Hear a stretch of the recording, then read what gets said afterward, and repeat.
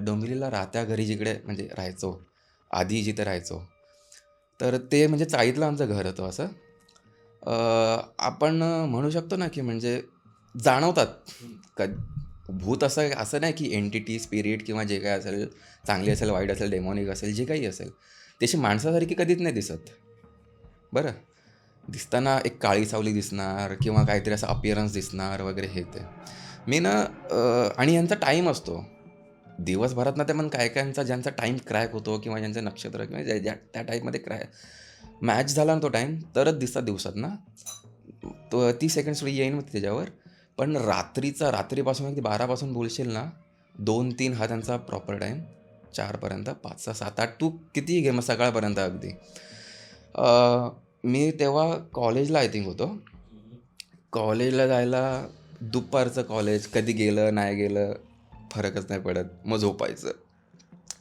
मी झोपलेलो आमच्या घरात आणि आमचं घर कसं होतं तुला सांगू? चाळीतलं आपलं घर मोस्टली कसं असतं डुप्लेक्स टाईप. म्हणजे खालती 250 स्क्वेअर फीट, वरती 250 स्क्वेअर वरती तर अगदी 250 स्क्वेअर फीट आहे ना पूर्ण मोकळं. अगदी प्रॉपर एकदम जसं खालचं घर आहे तसंच वरती. अ, आणि खालती मी असं झोपलेलो. बाकीचे मी एकटाच झोपलोय. बाकीचे आपापली कामं करतायत. म्हणजे अंघोळ झालं, जेवण बनवणं झालं, डब्बे वगैरे तयार करणं झालं, आपापलं रेडी होणं. आणि तेव्हा हॉलमध्ये कोणच नव्हतं. मी हॉलमध्ये झोपलेलो आणि अ, तसं म्हणायला गेलं ना म्हणजे पप्पांना आमच्या एक सवय असते, की बाबा ते सकाळच्या टायमाला किंवा संध्याकाळच्या टायमाला असे जेव्हा ऑफिसला जायच्या आधी किंवा ऑफिसवरून आल्यावर ते असं दरवाजा थोडासा उघडा ठेवतात. संध्याकाळचं तर आपण असतंच, की बाबा बत्तीचा टाईम असतो किंवा आपण म्हणतो लक्ष्मी घरी यायचा टाईम असतो. आपण दरवाजा उघडा ठेवतो. ती वेगळी गोष्ट. पण सकाळच्या टायमाला त्यांना सवय होतीच. त्यांनी ना दरवाजा थोडासा असा उघडा ठेवलेला. मी झोपलोय आणि अचानक म्हणजे माझी प्रत्येकाची एक झोपायची सवय असते किंवा काहींचे डोळे पूर्ण बंद होतात, काही-काहींचे हाफ बरोबर. असतात. माझे पूर्ण बंद होते. हं, हं. पण त्या टायमाला काय झालं 7:00-7:30चा टायमिंग असेल. अ, हलकेसे अर्धे डोळे असे उघडे झाले आणि हे रिअल आहे. म्हणजे असं पण नाही की बाबा स्वप्नात मला हे दिसतंय. हे रिअल आहे. माझे अर्धे डोळे उघडे झाले. मला दरवाजा असा थोडासा असा उघडलेला दिसला. जी फट होती ती पण थोडीशी दरवाजा उघडल्यासारखा दिसला. उघडलेला तो. तिकडनं ना एक असं हलकीशी आपण डोकावून टाईप बघितल्यासारखं असं असतं ना, की बाबा कोणतरी असं येतंय म्हणजे थोडासा आपला खांद्याचा पार्ट किंवा असं थोडंसं आतमध्ये आला. ब्लॅक शॅडो कोणतरी असं आतमध्ये आल्यासारखं दिसतंय. मी बघतो हे कोण आहे? आणि अचानक माझा हात ठेवून असं डोकावल्यासारखं. बापरे! ब्लॅक शॅडो ती एक एंटिटी अशी डोकावून बघताना दिसते मला आणि ती अचानक रूप पण बदलते. माझंच रूप मला दिसतंय. म्हणजे मीच मला दिसतोय, की पुढे. मीच दिसतोय, माझाच चेहरा, मी हसल्यासारखं म्हणजे तो हसतोय. ब्लॅक शॅडोच आहे ती, पण अचानक माझं रूप बदलते. परत ती ब्लॅक शॅडो दिसते, हसते ती आणि ती मला बोलवते. आणि बोलवते लिटरल तेव्हा म्हणजे असं वाटलं, की बाबा हे स्वप्न वगैरे नाही आहे. हे तर समजतंय डोळे उघडे आहेत खरं आहे. हं, हं. पण आपण आता माहिती आहे ना, म्हणजे झोपेत जरी असलो, बोलायचा प्रयत्न केला, अशा अशा वेळेला जरी तू नाही घाबर, तू जरी प्रयत्न केलास की नाही घाबरायचा, पण तुझ्या तोंडातून जरी नाही घाबरलं ना, शब्दच फुटत नाहीत. हां, आवाज नाही फुटत. बरोबर आहे. अगदी आवाज नाही फुटत. म्हणजे मी मम्मीला हाक मारतोय, पप्पांना हाक मारतोय, पप्पा अंघोळीला गेलेले. अरे, तो मी एकदम असा किंचाळला टाईप म्हणजे असं पण नाही की बोलतोय, ओरडतोय, किंचाळला टाईप मी ओरडतोय. तो तर आवाज मोठा यायला पाहिजे. तो पण माझ्या तोंडातनं फुटत नाही. आई आतमध्ये जेवण बनवते आणि तिला अचानक असं समजलं की बाबा काहीतरी आवाज आल्यासारखं वाटतंय. म्हणून ती बघायला आली. ती मला हलवते गदा-गदा आणि तो ना ती एंटिटी जवळ एंटर झालेली. हं. म्हणजे अर्ध्यापेक्षा जास्त तिने आतमध्ये एंटर केलेलं. बरं. पण मम्मीने उठवलं त्याच्यानंतर मग डोळे पूर्ण उघडले. जे अर्धे उघडले ते पूर्ण उघडले. उठून बसलो. पण तिकडे नव्हता म्हणजे. आणि आईने मग मी घरीच होतो. कॉलेजला वगैरे गेलो नाही म्हटलं ना. हं. गेलं नाही गेलं फरक नाही पडत. मग घरीच होतो. मग नंतर मग आईने सांगितलं, की हे फिरते वारे असतात. हे हार्म नाही करत. ते त्यांना जिकडे एंट्री मिळेल ना, तिकडे ते जातात. चालेल. आणि याच्यामागे ना एक कारण पण असं असतं, की मी नंतर मग रिसर्च वगैरे आपलं असं हो, केलं. हो. अ, आपण घरी किंवा आपण घर घेतो किंवा कुठलीही नवीन जागा, वास्तू घेतो, आपण पूजा करतो.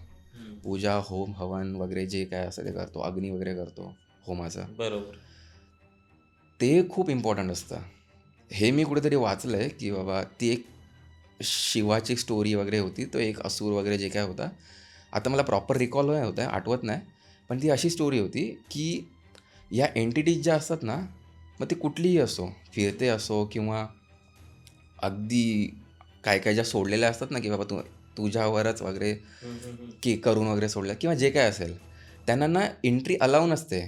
जर तू घरामध्ये तू काय बोलतात ते कारण असतं ना, बरोबर. पूजा केलेस, सत्यनारायण, होम हवन, त्यांना तो उंबरठा ओलांडण्याची परवानगीच नसते.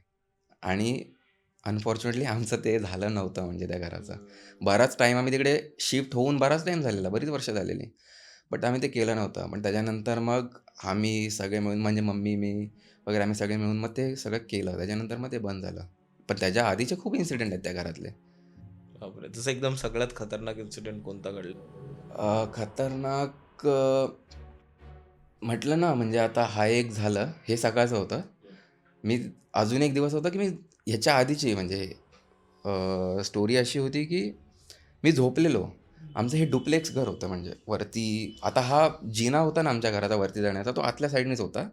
आणि तो जिना जातोय आणि जो आपला हे येतो ना, काय म्हणतो आपण त्याला, स्लॅब किंवा जे हा काय, हा हा. त्या जिना आणि स्लॅबच्यामध्ये ना एक एवढी अशी नॉर्मल जागा होती, ज्याच्यामध्ये आपल्याला वरचं दिसतं. त्या जिन्याच्या खाली आमचा बेड वगैरे होतं वगैरे असं. मी झोपलेलो दुपारच्या टायमाला 2-3चा टाईम असेल. मम्मी पण माझ्या बाजूला म्हणजे ती होती तिकडेच बसलेली वगैरे. मी झोपलोय आणि डोकं या साईडला होतं, मला वरचं दिसतंय. तेव्हा पण सेम. डोळे अचानक अर्धे उघडे झाले आणि त्या म्हणजे वरती जो होता ना ग्रिल होती. तो जिना होता. त्याला अशी ग्रिल वगैरे लावलेली वरतून चारी साईडने. त्या ग्रिलच्या मागे एक जवळ अर्धा 1 फुटाची जागा होती. अचानक मला दिसतंय तिथे एक लहान मूल, म्हणजे आपण जसं हॉरर सिनेमामध्ये बघतो ना, जिन्याच्या वरती एक लहान मूल असं बसलेलं असतं. त्या ग्रिलला असं दांड्या पकडून बसलेलं असतं. ते मूल तिथे बसलंय. अगदी असं ढोपर मांडी मांडी पण नाही, आपण मांडी पण नाही घातली. ढोपर घेतले, त्याचे ढोपर असे बसलाय. त्याने हात तसे पकडले त्याला. तो माझ्याकडे बघतोय आणि हसतोय. आणि मला हे दिसतंय. स्वप्न पण नाही. अर्धे उघडे डोळे आहेत. मला दिसतंय ते समोर. आणि जसं मी मगाशी तुला म्हटलं ना, माणूस एकदा घाबरला की गेला. यांना जसं म्हटलं आता हे जे होतं होम हवनशास्त्र, एक ना ह्याच्यात ज्युरिस्डिक्शनचा पार्ट असतो. म्हणजे आम्ही लॉ प्रोफेशनमध्ये जसं असतं ना, की ज्युरिस्डिक्शन, जसं ज्युरिस्डिक्शन तसं तुमचं वर्क प्रोसीड होतं. इकडे पण तसंच असतं. जर एंटिटी, स्पिरिट जे काही असेल तुमच्या ज्युरिस्डिक्शनमध्ये असेल ना, बिलकुल घाबरायची गरज नाही. तुम्ही शिव्या घाला, बिनधास्त शिव्या घाला त्यांना. हे फॅक्ट आहे. हे आम्ही नोटीस केलं आहे आमच्या पूर्ण ब्लड लाईनमध्ये. बिनधास्त शिव्या घाला. मग ते नाही काय करत. ना तुम्हाला ते त्रास झाला आहे, ते जातात त्यांचे. पण तुम्ही त्यांच्या ज्युरिस्डिक्शनमध्ये असाल ना, तर बाबा रिस्पेक्ट करा. त्यांना रिस्पेक्ट जर नाही केली ना, मग ते येतात. एक तर त्यांना अॅक्नॉलेज करू नका. म्हणजे त्यांच्या ज्युरिस्डिक्शनमध्ये आपण गेलो ना, की ते तुम्हाला त्यांचे प्रेझेन्स जाणवायला देतात, की बाबा प्रेझेन्स जाणवला, की हे घाबरणार. म्हणजे त्यांच्या जर आपण एरियामध्ये गेलो किंवा हो, हो, त्यांचे हो, जे हो. त्यांचं ठिकाण आहे हो, तिथे आपण गेलो तर त्यांना हे करा, आदर द्या त्यांना. आदर द्या. फॉर नाहीतर मग एक्झाम्पल आपण कुठल्या स्मशान एरियात गेलो किंवा कुठला शेडी प्लेस जिथे ॲक्च्युली जी हॉन्टेड प्लेस आहे. आता काय आपण बघतो ना, काय ब्लॉगर किंवा हे असे, कुठेही जातात. हां, ब्लॉगर एक पार्ट झाला, पण काय हुल्लडबाज पोरं असतात ना, की ड्रिंकसाठी म्हणा किंवा कुठल्याही वाईट कामासाठी म्हणा, इकडे-तिकडे हुल्लडबाजी करतात आणि मित्रामध्ये पैसे लावतात, की बाबा या हॉन्टेडमध्ये जाऊ, बघू कोण ग्रेट आहे. आपण हे ते करू, बघू कोण आहे का. ॲक्च्युली हॉन्टेड प्लेस असेल तर मला नाही वाटत ती चांगली गोष्ट आहे. ॲक्च्युली हॉन्टेड असेल ना, ती चांगली गोष्ट नाही. म्हणजे मग ते तुम्ही त्यांचा रिस्पेक्ट करायला पाहिजे, असं आपण म्हणू शकतो. अदरवाईज मग ते त्यांनी जर काय बोलतो पर्सनली त्यांनी घेतलं, तर मग ते तुम्हाला खूप जड त्रास जाईल. देऊ शकतात. त्रास देतात, खूप देतात. तिथल्या तिथे देतील, तुमच्यावरती देतील, तुमच्या घरापर्यंत येऊ शकतात. ते घरापर्यंत सुद्धा येतात. आणि ही खूप महत्त्वाची गोष्ट आहे, की त्यांना घरापर्यंत येऊन देऊ नये बिलकुल. आणि मग तसंच हे होतं म्हणजे हे समोर दिसलेलं. मग खूप शिव्या घातल्या आणि मी कॉलेजमध्ये अशा टायमाला होतो ना, मी शिव्या घालतोय आणि तेव्हा माझ्या तोंडातून म्हणजे जरी आवाज फुटफुटत नसले, पण मी ट्राय करत होतो, की बाबा क्लिअर आवाज येवो. माझ्या शिव्या मी इतक्या भयंकर देतोय आणि खूप घाण शिव्या देत होतो. आणि मला एवढं समजत पण म्हणजे लक्षात होतं, की आई आहे. पण मी एवढं हे करत नव्हतो. पण नंतर मग उठलो ना, आई मला विचारते, "तू एवढ्या शिव्या का देत होतास?" अरे शिव्या का देत होतो म्हणजे मला तो दिसतोय. तो घाबरवतोय मला असं. आणि अजून एक ह्याच्यापेक्षा हॉरर गोष्ट अशी ना, आम्ही जिकडे राहायचो ना, ते रूम ॲक्च्युली ना त्या चाळीमध्ये कसं होतं माहिती आहे, 2005 साला आपल्याकडे माहिती आहे पूर्ण सगळीकडेच हेवी रेनफॉल झालेला. बरोबर. सगळीकडे खूप फ्लडिंग वगैरे सिच्युएशन झालेलं. तेव्हा आमची ती जी चाळ होती ना, ती आम्ही शिफ्ट व्हायच्या आधी, म्हणजे आम्ही शिफ्ट झालो 12, 13, 14 13-14च्या आसपास. पण त्याच्या आधी ही चाळ खूप त्या फ्लडिंगच्या आधी अशी बैठी होती, म्हणजे एकदम खाली खड्ड्यात होती. हे मी बॅक स्टोरी अशी कॉन्टेक्स्टसाठी सांगतोय. त्याच्यानंतर मग फ्लड तिकडे खूप पाणी वगैरे भरलं. मग तिकडच्या कॉर्पोरेटर, नगरसेवक वगैरे यांनी सांगितलं, की "बाबा घ्या तुम्ही तुमचं आपापलं जसं काय असेल." आपल्याला मोस्टली परवानगी वगैरे घ्यायला लागते ना, महानगरपालिका वगैरे हे ते जसं आपल्याला स्ट्रक्चर बदलायचं वगैरे असेल. तर नगरसेवकने सांगितलं, की "बाबा आता गरजेचं आहे. पुन्हा असं झालं तर काय करणार?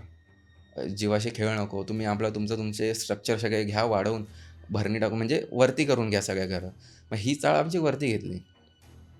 पण ना, या चाळीत तेव्हा जे राहायचे ना, ते एकच घर असं होतं, जे आमच्या घरात जे जुने एकदम राहायचे, त्यांनी ते घर रिनोव्हेट नाही केलं. ते त्यांनी अगदी तसंच बैठं एकदम जुनं घर कौलांचं. म्हणजे तू विचार केलास ना, ही घरं वाढवून जी मोठी केलीत ना, अगदी डुप्लेक्स झालेत. त्या घरांच्या लेव्हलच्या पण खाली हे घर होतं. म्हणजे याची कौलं त्याच्या पण खाली होतं. म्हणजे इतकं खाली होतं ते. नंतर मग ते सोडून गेले. ते घर तसंच मग पडकं एकदम पडलंय. कौलं-बिवलं पडलेत. आतमध्ये सगळा कचरा. सगळेजण कचरा त्याच्यातच टाकतायत. अगदी कचरा म्हणू शकतो आपण. म्हणजे अगदी काहीही. जेवण-खावण वेस्ट असेल, त्याच्यात मध्येच म्हणजे म्हणतात असे, की कुत्रं, मांजर वगैरे मेलंय किंवा जे काय आहे ते पण त्याच्यातच. तिथेच त्या पडीक जागेमध्ये. ते एकच घर होतं. 30 रूमची आमची चाळ, मोठी चाळ होती. ह्या साईडला 15, ह्या साईडला 15. एकच घर असं होतं. नंतर मग त्याच्यानंतर एक तिकडे राहायला आले. त्यांनी ते पूर्ण कंप्लीट बनवून घेतलं. पण त्यांनी कदाचित मग ते केलं नसेल, की आपण घर करताना आपण खाली एकदम खोदून घेतो. पूर्ण काढून घेतो. हड्डी-बिड्डी जे काय असेल ते त्याच्यासाठी भरणी टाकतो. वरती घर वाढवून घेतो. त्याने कदाचित ते नसेल केलं. तर त्याने वाढवून घेतलं. पण त्याच्यानंतर ते राहिले. त्याच्यानंतर मग आम्ही ती रूम घेतली. भाडोत्री ठेवला. त्यांचा एक्सपिरियन्स असेल का आय डोंट नो. मला माहिती नाही. पण आम्ही जेव्हा राहायला आलो, तेव्हा आम्हाला बरेच एक्सपिरियन्स आले. माझ्या आईला सुद्धा आला, मलाच आला. जे आता 2 सांगितले ते तर आहेत. पण एक एक्सपिरियन्स असा ना, ही कॉन्टेक्स्ट सांगितला हा एक वेगळा म्हणजे कनेक्टिंग. पण मी राहायला आलो. आपल्याला मी मोस्टली ना वरतीच राहायचो. जे 250 स्क्वेअर फीट पूर्ण मोकळं असायचं ना, मी वरतीच राहायचो दिवसभर. अभ्यास करा, झोपा, दिवसभर तिकडेच, रात्री पण. तर ना अचानक म्हणजे असं मी UPSCचा टाईम तो होता आणि मग मी कंप्लीट दिवस-रात्र लॉकच करून घ्यायचो स्वतःला. अभ्यास करतोय, झोपतोय, एकटा-एकटाच राहतोय आणि म्हटलं रात्री झोपताना 12-1 वाजलेले. म्हटलं ठीक आहे आपण एक ट्राय करू. आपण ते एक मजा-मस्ती म्हणून एक समन करतो ना आपण एंटिटीजला. म्हणजे बोलवतो. ओके. मी म्हटलं ठीक आहे बघू. एक्सपिरियन्स म्हणजे तू एवढा आहे आत्मा ना. बोलवलेस. तर झालं असं एवढे एक्सपिरियन्स तर आहेतच. नोन पण आहेत आपल्याला. जास्त काही घाबरायची गरज नाही. बघू कोण असेल-बिसेल तर येऊ. भेटू, बोलू-बिलू जे काय असेल ते. म्हणजे आपल्याला जाणवेल तर सही, की बाबा खरंच कोण आहे का? तर मी झोपता-झोपता असंच आपलं थोडंसं हलक्या शब्दात, कमी आवाजात किंवा मनातल्या मनात असं बोलतोय, की बाबा असेल कोण तर समोर या. या समोर या. तुमचा प्रेझेन्स जाणवा, जे काय असेल ते बोलून दाखवा किंवा जे काय असेल ते.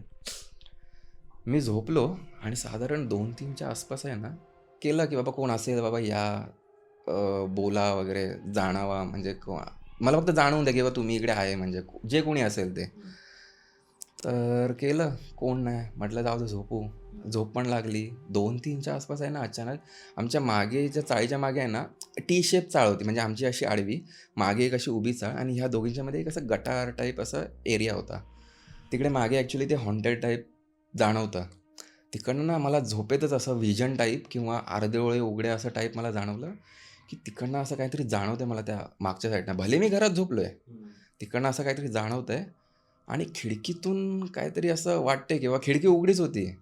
त्या दिवशी मी बंद नव्हती केली आणि उघडीच आहे. तिकडनं असं काहीतरी आतमध्ये हवा पण येते, ती सुद्धा जाणवते, की बाबा थंडगार हवा आहे. म्हणतो ना आपण, की अशा वेळी कोल्डनेस आपल्याला जास्त जाणवतो. आतमध्ये आल्यासारखं वाटतं आहे. ती नंतर मग मला हळूहळू ती ब्लॅक शॅडो दिसायला लागली. ती ब्लॅक शॅडो त्या खिडकीच्या इथे ती मला दिसते. टाईम बाय टाईम ती थोडी जवळ येते. टाईम बाय टाईम ती माझ्या बाजूला येऊन जाणवते.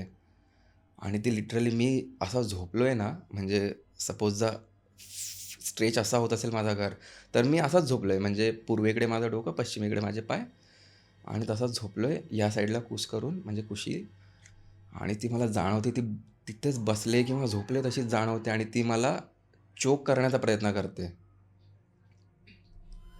ती लिटरली अगदी असं म्हणजे आपल्या छातीवर बर्डन येतं किंवा गळ्यावर, तसं अगदी लिटरल मला जाणवलं.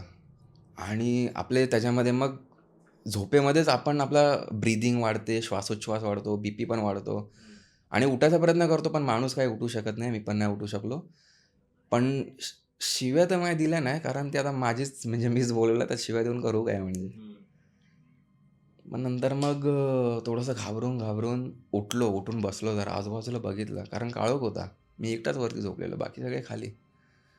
बघितलं तर कोण नाही. मग थोडंसं बसलो वगैरे आणि नंतर मग जसं नॉर्मल होत गेलं, मग झोपलो परत.